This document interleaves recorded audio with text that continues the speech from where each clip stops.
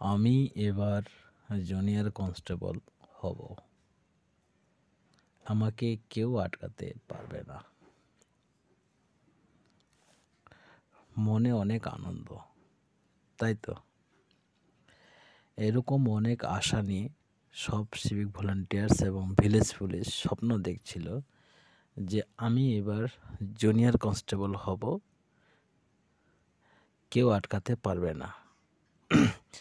কারণ আমাদের এবার সরাসরি সিভিক এবং ভিলেজ পুলিশ থেকে জুনিয়র কনস্টেবলে নেওয়া হচ্ছে।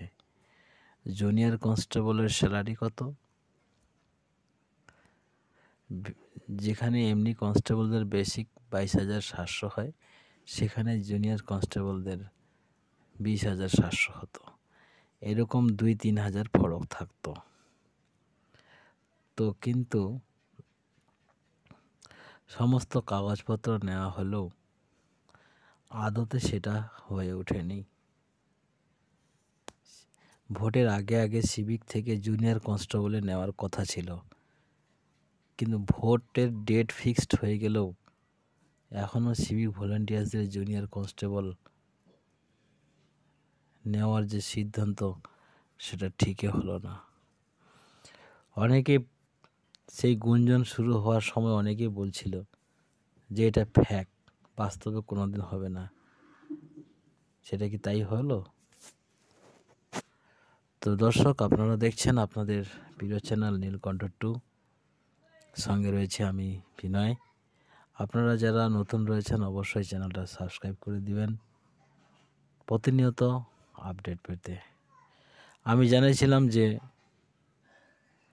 ভোটের আগে আগে সিভিক ভলান্টিয়ার্সদের এবং ভিলেজ পুলিশদের একটা দৌড় এবং ফিজিক্যাল টেস্টের মাধ্যমে সিভিক থেকে জুনিয়র কনস্টেবল নিয়ে নেবে। তার জন্য ডেটা সংগ্রহ করছিল সিভিক ভলান্টিয়ারদের কাছ থেকে এবং প্রত্যেকটা থানা থেকে তা জমাও করেছে। এবার তাহলে প্রশ্ন হলো, সিভিক ভলান্টিয়ার্সদের এবং ভিলেজ পুলিশদের কি সেই WPP 2024-এর এক্সাম দিয়েই কনস্টেবল হতে হবে, নাকি আবার জুনিয়র কনস্টেবলের ডেট চালু হবে?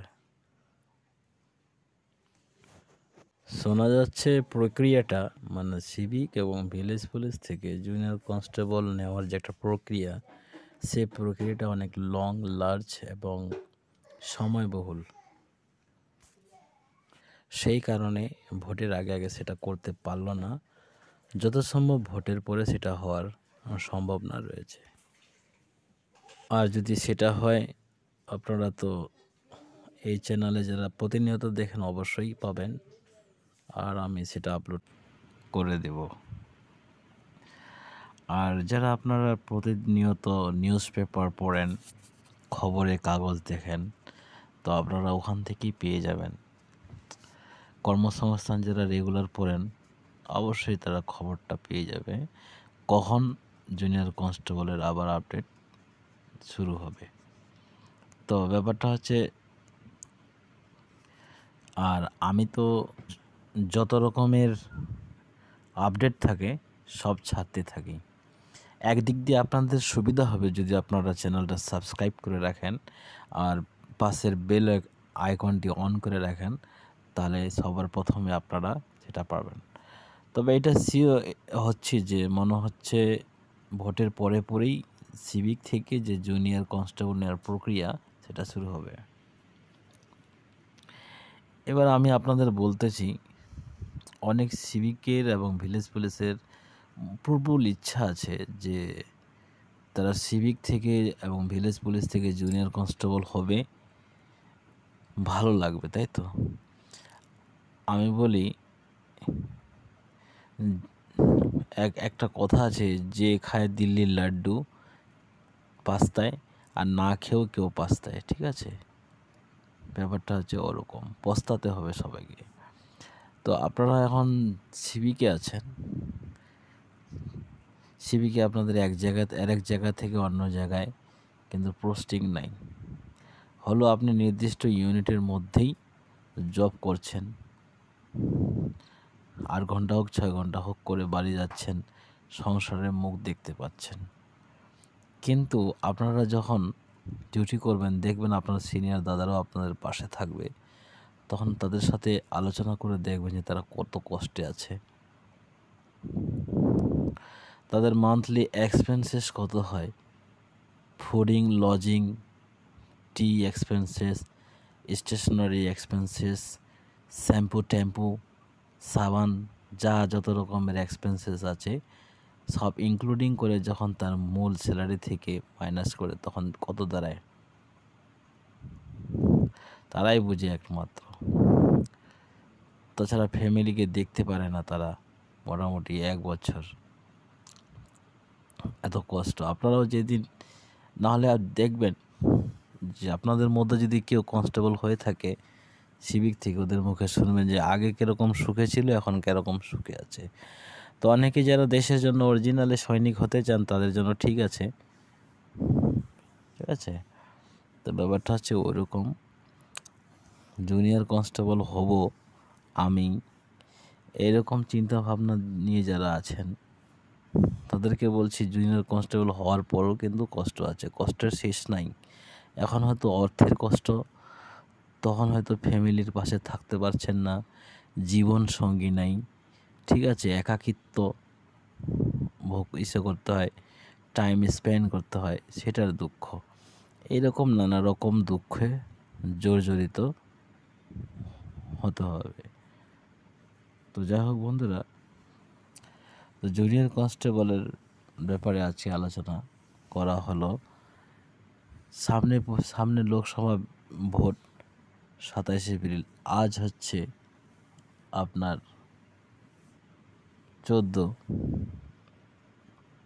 13 এপ্রিল, কিন্তু আদৌ পর্যন্ত কোনো জুনিয়র কনস্টেবলের আপডেট আসলো না। তো এখান থেকেই মনে হয় যা হবে তা ভোটের পরেই হবে, ভোটের আগে আগে আর নিতে পারছে না।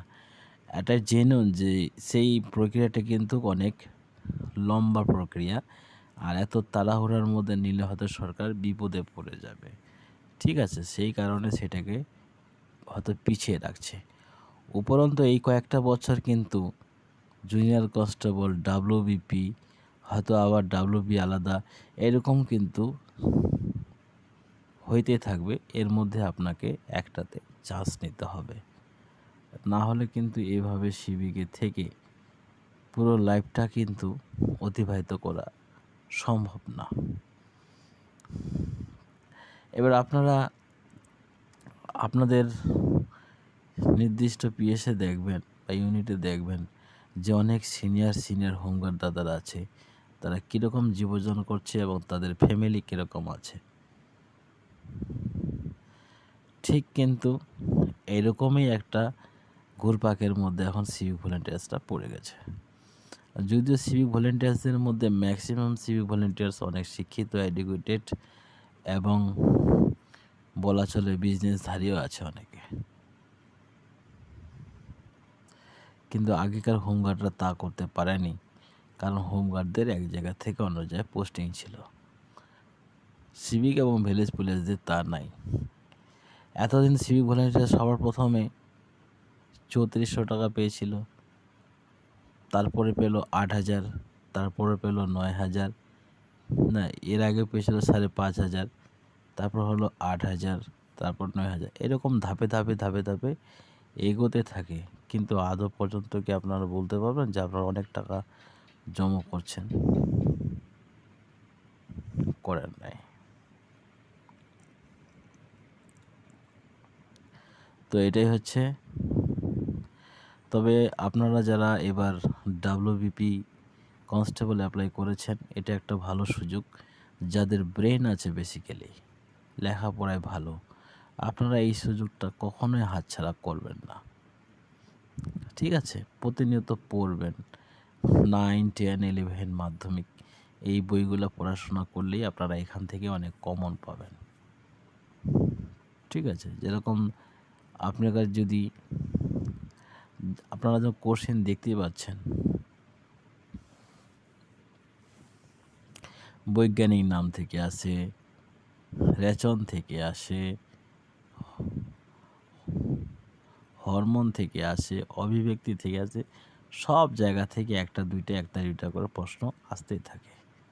আর এগুলোর মধ্যেই সালোক সংশ্লেষ থেকেও অনেক সময় কোশ্চেন চলে আসে জীবন বিজ্ঞানের। হিস্ট্রি থেকেও তো 9-10-এর হিস্ট্রি থেকেও তো সব কিছু প্রশ্ন আসে। তো আপনারা কেন পাস করতে পারবেন না? রেগুলার পড়াশোনা করবেন, অবশ্যই হবে। আর যেহেতু এবার একটাই পরীক্ষা, কাট অফ মার্কস অনেক যেতে পারে। তো যাই হোক বন্ধুরা, অনেক আলোচনা করলাম। আমার সাথে এতক্ষণ জুড়ে থাকার জন্য আপনাদের অসংখ্য ধন্যবাদ। আরেকটা কথা বলে দিই, আপনারা যারা অ্যাপ্লিকেশন করেছেন, কোনো রকম যদি আপনারা মনে করেন যে আপনাদের ভুল হয়ে যায়, তাহলে এখন কিন্তু আপনাদের সেই সাইটে কিন্তু অ্যাপ্লিকেশনের একটা অপশান খুলে গেছে। আপনারা সেখানে অ্যাপ্লিকেশনটা এডিট করে পুনরায় আবার রিপ্রিন্ট করে নেবেন, রিপ্রিন্ট করে রেখে দেবেন। কোনো কারণে যদি আপনি পাস টাস করেই যান বা কনস্টেবল পদে নিযুক্ত হন, সেই দিন ইন্টারভিউর দিনে কিন্তু সেই কাগজপত্রগুলো দরকার হয়।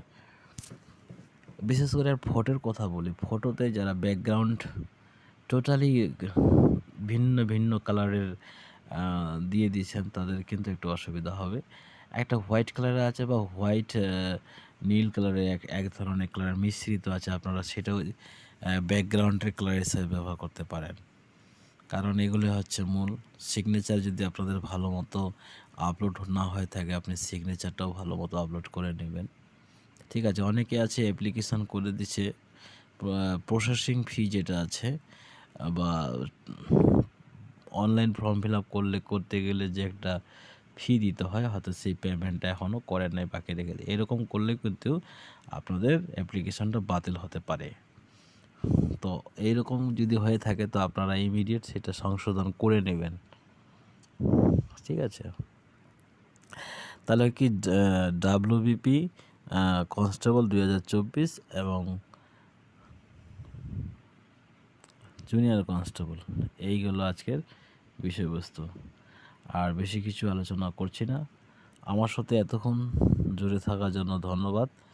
আর যদি জুনিয়র কনস্টেবলের কোনো খবর আসে, তো আমার আগে খবর চলে আসবে, আমি আপনাদেরকে দিয়ে দিব। যতক্ষণ পর্যন্ত সেটা পাবলিশ না হয়, তার আগে আমি আমার ভিডিওতে বা চ্যানেলে আপলোড করব, আপনারা সেটা দেখতে পাবেন। তো যদি আপনারা নতুন হয়ে থাকেন, অবশ্যই চ্যানেলটা সাবস্ক্রাইব করে দিয়ে বেল আইকনটি অন করে দিয়ে পাশে থাকবেন। ঠিক আছে, ধন্যবাদ সবাইকে আমার সাথে এতক্ষণ থাকার জন্য।